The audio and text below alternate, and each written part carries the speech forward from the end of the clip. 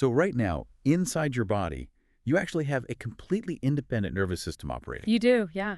It's really incredible. Yeah, and I mean, it has hundreds of millions of neurons just firing away. It's Mhm. constantly processing information, reacting to your environment, making complex decisions, but, it isn't located anywhere near your skull. Right. Not at all. It's entirely focused on and wrapped completely around your gut. So welcome to today's deep dive. We are on a mission today to crack the ancient combinatorial code of this really vital operating system. It's a profoundly important system to understand. Totally. And we have a fascinating stack of medical terminology notes today, focused strictly on two roots. We've got entero and colo. Yeah, and when you learn how these specific terms function, you really start to see how medical professionals linguistically map the human body. Okay, well, let's unpack this, because I want to look at this like the foundational lines of code in a computer's operating system. I like that analogy. Right, because if you understand these two roots, you essentially hold the keys to decoding millions of medical diagnoses and surgeries, and even seeing right through modern wellness fads. Oh, absolutely. So we need to establish the baseline definitions right up front for you. The first root is entero, and that's built on the ancient Greek noun enteron. Yes, exactly. According to the clinical notes here, strictly speaking, this means the small intestine. Like, we're talking about the roughly 20-foot tube just folded up inside your abdomen. Right, which is made up of the duodenum, the jejunum, and the ileum. And its primary job is nutrient absorption. So that's the first one. Yeah, that is the strict anatomical definition. Right. And then the second foundational root is colo, or, its variant colono. Yep. And this derives from the Greek colon. It refers specifically to the colon segment of the large intestine. So not the whole thing. Strictly speaking, no. It's the ascending, transverse, descending, and sigmoid colon, which basically acts as the main channel from the cecum all the way down to the rectum. Okay, well, that seems perfectly logical. Hi. I mean, you have entero for the 20-foot nutrient absorber, right, and then colo for the broader waste management segment that comes after it. Right, in theory, yes. But I'm looking further down in our source material here, and it seems like, the medical community doesn't actually stick to these neat definitions in practice, like, at all. Oh, they absolutely do not. The precise definitions we just laid out, well, they represent a massive anatomical compromise in the real world. A compromise. Yeah. The first major hurdle we have to flag for you as the listener is this reality of scope creep in clinical settings. Okay, what do you mean by scope creep here? Well, the root entero is used with just an incredible amount of inconsistency across the medical field. Sometimes it strictly denotes the small intestine, sure, like in the term enteritis. Right, which is localized inflammation of just the small bowel. Exactly, but then... Wait, I mean, if I think about a really common term, like gastroenteritis, which is just the standard stomach flu, right? Yes. That affects way more than just the small intestine, doesn't it? It does. And in that context, entero suddenly inflates to mean the intestines broadly, both small and large. Wow. And it gets even broader than that. When we talk about the enteric nervous system, which, you mentioned at the top of the deep dive. Right, the second brain. Yeah, the root there is being used to describe the entire digestive tract, from the esophagus all the way down. So it just covers everything. Pretty much. And then look at the word enteral as in enteral feeding.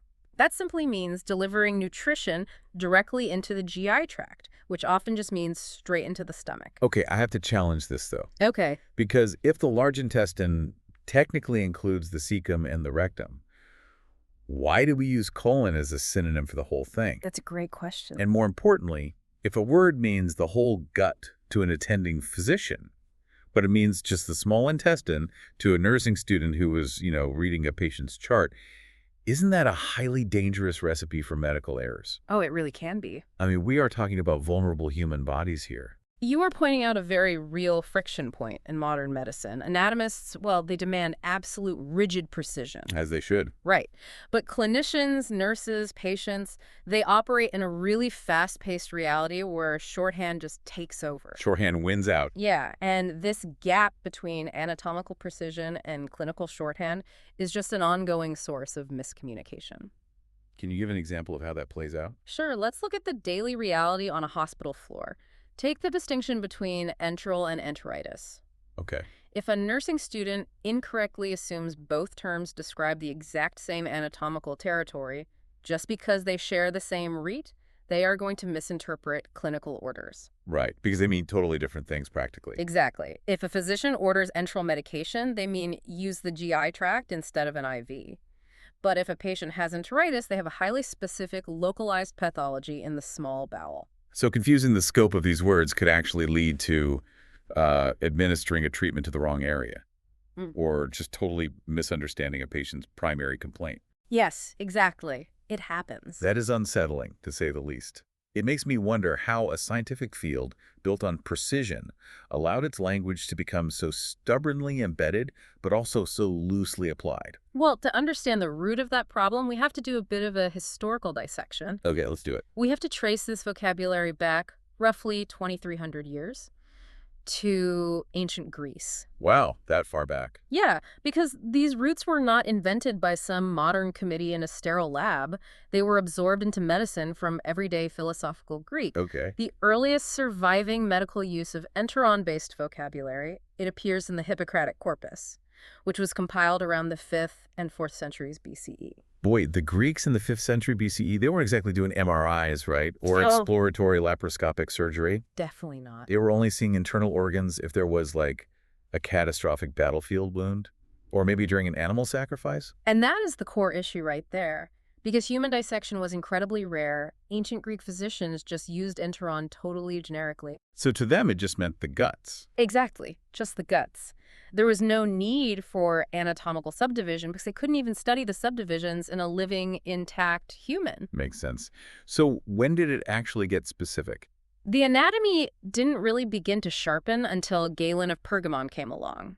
That was roughly 6 centuries later, around a 129 to 216 CE. Okay, I know Galen. Right. He was a highly influential physician to Roman emperors, and he performed incredibly detailed dissections. But wait, human dissection was strictly culturally forbidden in Roman society at that time, wasn't it? It was completely forbidden. So if he couldn't dissect humans to map out human anatomy, what was he dissecting to write his medical texts? He relied on animals. Specifically, he dissected pigs and Barbary macaques. Pigs and monkeys. Yeah, because they were thought to be internally similar to humans. So Galen mapped out his descriptions of the intestines, including the colon, based entirely on the internal twists and turns of these animals. And because subsequent generations were largely forbidden from verifying his claims against actual human cadavers, well, Galen's animal-based account of the intestines was treated as absolute, unquestionable medical gospel for over 1,000 years. That is wild. Using a pig's digestive tract to map a human's seems fundamentally dangerous. I mean, a pig's diet and its posture are completely different. Entirely different. If a surgeon eventually tried to operate based on that animal map, they would cut into the wrong place. It's like using a map of Chicago to navigate your way around Boston. That's a great way to put it. Right. You might see a river that vaguely lines up, but you're eventually going to crash into a dead end because the underlying geography is completely wrong. Yeah, and if we connect this to the bigger picture, that realization is exactly what triggered a medical revolution. Really? Yeah. The person who finally recognized they were navigating the wrong city, so to speak, was Andreas Vesalius. He was a Flemish anatomist working in Padua. And in 1543, he published this massive, paradigm-shifting book called De Humani Corporis Fabrica, or On the Fabric of the Human Body. And what made it so revolutionary? Unlike his predecessors, Vesalius based his work on systematic, empirical human cadaver dissection.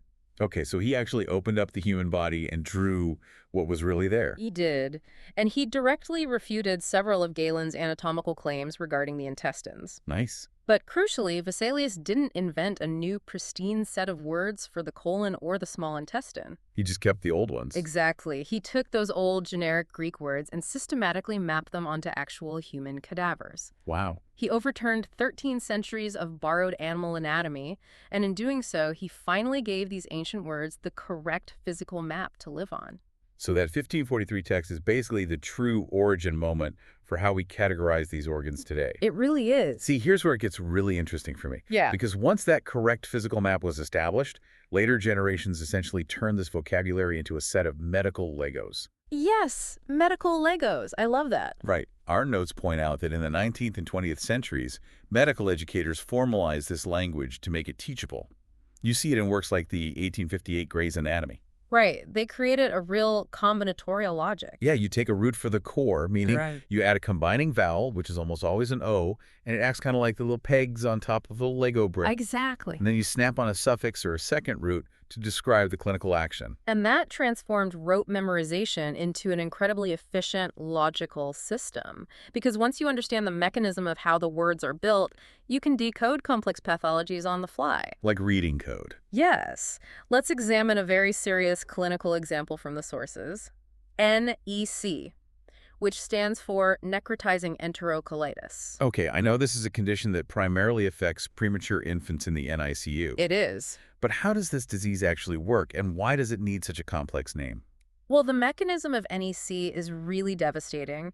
In premature infants, the immune barrier of the gut is highly undeveloped. And if you combine that fragile tissue with poor blood flow, which is called ischemia, and the introduction of certain bacteria, the intestinal tissue begins to literally die off. Oh, that's awful. Yeah. So that cellular death is the necrotizing part of the disease. Exactly. And it carries a substantial mortality risk, especially in very low birth weight infants. Right. But medicine needed a highly specific compound term because the cellular death doesn't respect the boundary between the small and large intestine. It crosses both organs. Ah, okay. So following the Lego logic, they stack the roots to describe the geography of the disease. Precisely. You have entero for the small intestine, snapped onto colo for the colon, and finished with the suffix iitis for inflammation, Right. enterocolitis. Right. It tells you exactly where the fire is burning. It does. And, this vocabulary system isn't just used to describe inflamed tissue. It reaches all the way down into our genetic code. Really? Yeah, consider FAP, or familial adenomatous polyposis. Okay, I've seen this in the notes. This is an inherited condition where a person's colon develops hundreds, sometimes thousands, of polyps, right? Yes, unfortunately. Which basically almost guarantees colorectal cancer if the colon isn't removed. It does. But how does a genetic mutation end up with a Latin anatomical root right in its name? Because the genetic mutation is defined by its localized physical destruction. Okay. The gene responsible for this condition, which was identified in 1991, is the APC gene. And that stands for adenomatous polyposis coli. Coli. Right. This is a tumor suppressor gene. So when it mutates, the cellular brakes are basically removed, forcing runaway cellular replication specifically in the lining of the large intestine. And coli is a Latin form of colon. Exactly. The anatomical target of the disease is written directly into the name of the genetic code that causes it. It's amazing how the word-building system tracks the science so perfectly. It really is. But my favorite example from the source material is how we can actually watch a disease's name physically expand as doctors realize the disease itself is larger than they initially thought. Oh, you were referring to the 1932 discovery at Mount Sinai Hospital in New York. Yes, this is a brilliant example of vocabulary trying to keep pace with clinical observation. It really is. So, 3 physicians, Burl Crone, Leon Ginsberg, and Gordon Oppenheimer, they publish a paper describing a newly identified chronic inflammatory disease. Right, and when they first study it, they observe that the inflammation is heavily concentrated in the terminal ileum. Which is the very last segment of the small intestine. Exactly. So they apply the Lego rules, right? They name it regional ileitis. Right. Ileo for ileum, ileitis for inflammation. Simple. But as they continued to observe patients over time, well, the clinical picture expanded. They saw moving. Basically. The researchers realized the inflammatory mechanism wasn't confined to that one small segment. It could spread further up into the broader small intestine, and eventually they observed it involving the colon as well. Okay, so regional ileitis was no longer anatomically accurate. Not at all. So the medical literature actually swapped out the narrow root ileo for the broader root entero, changing the name to regional enteritis to cover the whole small intestine. They did. The word physically expanded to match the expanding physical map of the disease. It did, for a time anyway. But then human ego and academic convention completely derailed the linguistic logic. Right, because nobody in a modern clinic calls it regional enteritis. We just call it Crohn's disease. Yes, we do.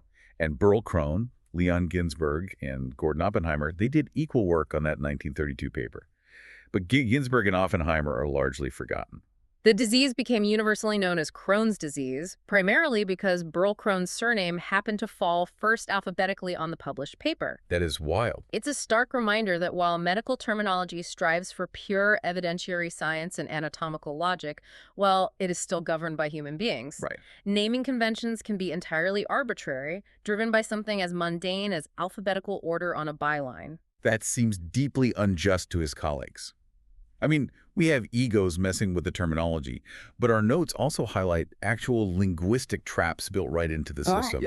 Words that sound identical but describe entirely different parts of the body. And what's fascinating here is how a single vowel shift can cause absolute havoc in a clinical setting. Right. The most notorious trap for medical students and transcriptionists involves the spelling of the word ileum. Okay, let's break this down clearly for everyone listening. Good idea. So you have the ileum, spelled I-L-E-U-M. That utilizes the root ileo, and it refers to that final segment of the small intestine we just discussed. The gut. Right. But then you have the ileum, spelled I-L-I-U-M, Okay. that utilizes the root ileo, and it refers to the large, broad upper bone of your pelvis. So ileum with an E is the gut, and ileum with an I is the hip bone. Exactly. But they are pronounced exactly the same. They are. If a doctor dictates a note and a transcriptionist guesses the wrong vowel, a patient's chart suddenly says they have a bone disease instead of an intestinal disease. Which is exactly why understanding the specific roots is just non-negotiable. Yeah. And another major point of confusion is the word parenteral. Okay, yes. Because when I see the word parenteral, I immediately see the root entero sitting right in the middle of it. Right. So I naturally assume it describes some highly specific function happening inside the intestine, like a specialized form of digestion or something. And that is the logical guess, but it ignores the mechanism of the prefix. Ah. The prefix is para, which means beside or alongside. Okay. So when you combine para with enteron, the word parenteral literally means a route of administration that bypasses the intestine entirely. Wait, really? It literally means not through the gut. Exactly the opposite of what it sounds like. It's a huge trap. It is. When a patient receives 5e fluids, IV medications, or intravenous nutrition, those are all parenteral treatments. Right, because the mechanism relies on going directly into the bloodstream, skipping the digestive tract completely. Yes. It just proves you can't rely on how a word sounds. You really have to understand how the bricks are assembled. Absolutely. But, we've only been talking about how trained professionals use these words. What happens when these highly scientific terms get hijacked by commercial industries? Yes. Because the deep dive notes spend time on the wellness detox industry, specifically things like colon cleanses and colonic irrigation. Yeah, this is perhaps the most widespread public misunderstanding of the root colo. How so? Well, the detox industry relies heavily on a concept called autointoxication. Okay, what is that? It's this totally unscientific premise that your colon acts as a storage tank that slowly accumulates environmental toxins and hardened waste over years. Sounds terrifying. It's meant to. And therefore, they claim it requires periodic mechanical flushing to keep you healthy. And it sounds plausible to a consumer because it uses accurate anatomical vocabulary to project medical authority. Right, it sounds very official. But if we look at the actual mechanism of the colon, what is it biologically designed to do? Well, mainstream gastroenterology fundamentally rejects the autointoxication premise because it just misrepresents the colon's physiology. Okay. The colon has two primary proven functions. First, the reabsorption of water and electrolytes from liquid waste to form solid stool. Right. And second, the microbial fermentation of indigestible carbohydrates. So it's active. Very active. It is a highly efficient processing facility, not a stagnant storage tank. Right. The persistence of the detox industry is just a prime example of how scientific roots can be borrowed to lend false credibility to physiological myths. It is the illusion of science. Yes. But speaking of how the medical community views the colon, the sources also highlight a quiet but really significant correction regarding how doctors name colon-related discomfort. Yes. There used to be a very common diagnosis called irritable colon. There was. It was used everywhere. But then it changed. It did. Because as researchers looked closer at the mechanisms driving the symptoms, the cramping, the motility issues, they realized the sensory abnormalities weren't confined strictly to the large intestine. It was bigger than that. Much bigger. The symptoms heavily involved the small intestine as well. And crucially, the broader gut-brain axis. So the central nervous system was just miscommunicating with the entire digestive tract. Exactly. So calling it irritable colon was claiming a level of anatomical precision that was factually incorrect, because the disease wasn't just in the colon. Precisely. So the medical field deliberately contracted the vocabulary. Right. They renamed it irritable bowel syndrome, or IBS. Of course. By replacing the highly specific root cola with the much broader generic term bowel, they quietly admitted that the older terminology had overstepped the science. That is fascinating. We have traced these roots from ancient Greek philosophy through 16th century anatomical maps, all the way to modern genetics and shifting diagnoses. We really have. So let's bring this home. What does this all mean? Why should you, listening to this right now, care about the specific definitions of entero and colo?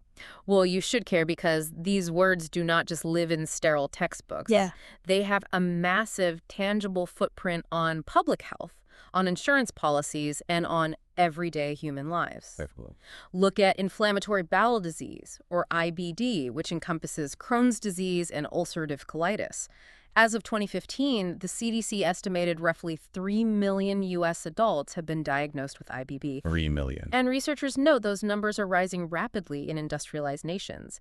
It's driven by complex interactions between modern diets, environmental changes, and our microbiome. So millions of lives are literally dictated by the mechanisms happening within the tissues defined by these roots. Exactly. And it dictates preventative care, too. I mean, the word colonoscopy hasn't changed its definition. No, it hasn't. It is still colonal plus the suffix inoscopy, meaning to visually examine the large intestine. Right. But the clinical practice around that exact word shifted dramatically. That really did. In 2021, due to a documented rise in colorectal cancer among younger demographics, the U.S. Preventive Services Task Force dropped the recommended screening age from 50 down to 45. Right.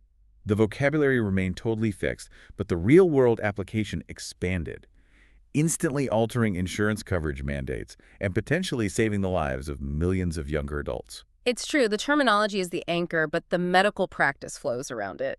And perhaps the most exciting area where this vocabulary is currently flowing is into the realm of neuroscience. Oh, this is the best part. In 1998, physiologist Michael Gershon published a groundbreaking book that really brought the enteric nervous system into the public consciousness. He popularized it as the body's second brain. He did. We mentioned this right at the beginning, the nervous system of the entire gut. How complex is it, really? It is staggeringly complex. Gershon highlighted that the gut possesses its own semi-independent web of neurons that can operate entirely without input from the brain or spinal cord. Just on its own. Entirely on its own. This enteric system contains on the order of hundreds of millions of neurons. Wow. To put that in perspective, the sheer volume of neural processing happening in your intestines right now is often compared to the complexity of the human spinal cord. Hundreds of millions of neurons embedded in your gut, just communicating, reacting, and managing your biology right now. It completely reframes what a gut feeling actually is. It really does. We started this deep dive comparing entero and colo to foundational operating system code. And it turns out that code is running a biological program far more sophisticated than Hippocrates or Galen could have ever comprehended. Oh, without a doubt. These roots are shaping modern insurance policies, our vulnerability to wellness fads, and our fundamental understanding of human anatomy. Which leaves us with a highly provocative thought for you to consider. Let's hear it. If the enteric nervous system is biologically complex enough to act as a literal second brain, if it possesses hundreds of millions of neurons constantly processing data, stress, and environmental cues, how will our medical terminology need to adapt next? Right. If research continues to prove that our gut processes emotional trauma or psychological stress, will we one day have to invent a completely new vocabulary for enteropsychology? Right. Just to diagnose and treat emotional conditions that originate in our intestines rather than our heads. That is a fascinating reality to ponder. It implies that the definitive map Vesalius grew in 1543 isn't actually finished. We are still discovering entirely new territories.